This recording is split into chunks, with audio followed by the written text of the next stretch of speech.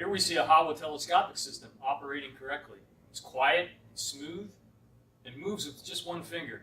If you're having difficulty operating your telescopic system, here are a few tips. First thing to check for are any obvious obstructions.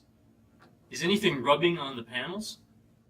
Something that's very typical is that the bottom guide might be dragging on the floor. It's very difficult to see this unless you're really looking for it.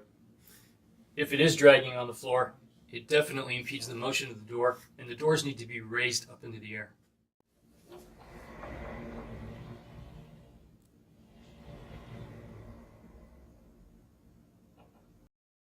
If there's nothing impeding the motion of the door, another thing to check is the belt tension. If the belt is as tight as a banjo string, it's too tight. It should be just slightly tensioned, like you see here.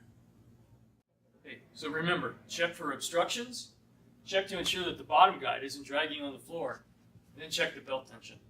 If all three are working properly, you should have a nice, smooth operating system. Thank you for watching another episode of Tech Tips. If you found this video helpful, please like and share. What other installations and tech tips would you like to see? Please let us know in the comments below. Again, thanks for tuning in, and we will see you next time.